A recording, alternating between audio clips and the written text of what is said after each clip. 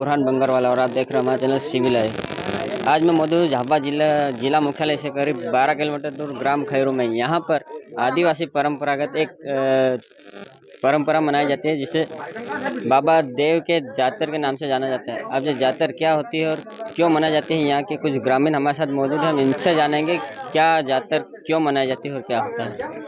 आज जातर मनाई क्या होती है और क्यों मनाई जाती है। ज़्यादातर हमारे जो वाल्मीकि कुल के अंदर परंपरा से मनाई जाती है, क्योंकि हमारे जो आदिवासी कुल और भील समाज के अंदर हम अधिकतर मानते हैं कि हमारी धरती माँ है, हमारे माँ है। इसके अंदर कई प्रकार की कुल देवियाँ प्रकट हुए, अनेक प्रकार अनेक नाम के हुए। हमारा धर्म हिंदू है और हम ये चाहते हैं कि अगर हमारी माँ ग्रीष्म ऋतु और शीत ऋतु उसके अनुसार माँ के अंदर माँ के शरीर पे कपड़े नहीं थे और इंद्र देव ने दया करी और परमात्मा ने धर्म देव ने दया करी तो बरसात गिरा, अंदर इंद्र देव गिरा, बरसात गिरी, माँ को चादर मिल गई, उसके अंग ढक गए, चारों तरफ हरियाली हो गई।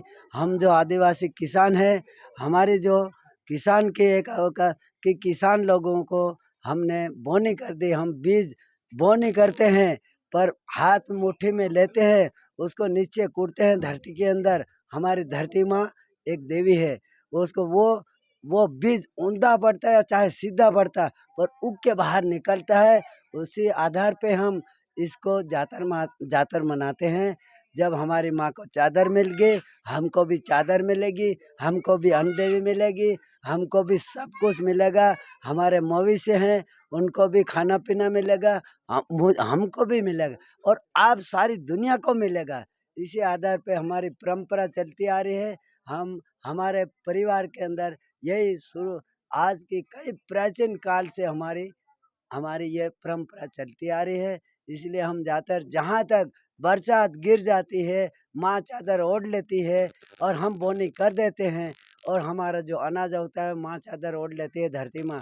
तो हम उसके प्रति एक नियम रखते हैं कि जहाँ तक हमारे मवेशी है, हम दुधारू खाते हैं, गाय है, भैंस है, बैल है, सब उस धरती माँ के अंदर कई प्रकार के मतलब उसको पोषण आहार करते हैं। हम उसी प्रकार अपन हर जीवात्मा पोषण आहार करते हैं, उसका नियम पालन करते हैं। जब तक हम जातर नहीं करेंगे, जब तक हमारी माता जी और देवी देवता को पूजा नहीं करेंगे और हमारे भोलेनाथ की डमरू और भोलेनाथ की करगस जो करगस यानी कामड़ा नहीं बजाएंगे, जब तक हम उसका नियम रखते हैं वो बजाएंगे, उसका नियम पालन करेंगे, उसके बाद वो करेंगे। हमारे देवी देवता हमारे कई पूर्वजनों ने हमारे हमको ये इतना पता नहीं है कि हमारे आदिवासी लोग जंगलों में जाके हमारे भगवान को माना, महादेव को माना, शंकर भगवान को माना, शक्ति देवी को माना। हमारे लोगों ने वनवासी हम और वन में जाके हम परमात्मा और भगवान और देवी देवता की स्थापना कर हमें छुप छुप के हमारा धर्म रखा। इसी आधार पे हम उसकी ये व्याख्या करते हैं और ये हम विनती करेंगे कि आज से हमारे गांव में या हमारी धरती माँ ने आज चादर ओढ़ ली, हमारा सब कुछ हो गया। आज हमारे सबको खाना पीना मिल गया, हमारी आशा पूर्ण हो गई। जब तक हम जातर नहीं करेंगे वहाँ तक हमारे दुधारू मवेशी के वो छाछ मिलती है, उसको भी हम छाछ के अंदर ना ही हम डाल के खाना बना के खाते हैं, ना ही दुधारू के बना के खाते हैं ये, और ना ही घर में लिपा थापा करते हैं। आज से ज़्यादातर हो गए इसके बाद में हम लिपेंगे, थापेंगे और दुधारू भी उसको खीर बना के घर में खा सकते हैं और सास के अंदर हम और भोजन बना के या साग सब्जी बना के खाते हैं, हमारा नियम है। इसी आधार पे हम जातर से पहले सब कुछ नहीं होता। कुछ नहीं होता, हमारा जातर से पहले हमारा कुछ नहीं, ये हमारा नियम है। इसी आधार पे हम परंपरा की रीति से चलते आ रहे और रीति से चलते जा रहे हैं। कि जो यंत्र बजा रहे थे आप उसको क्या बोलते हैं।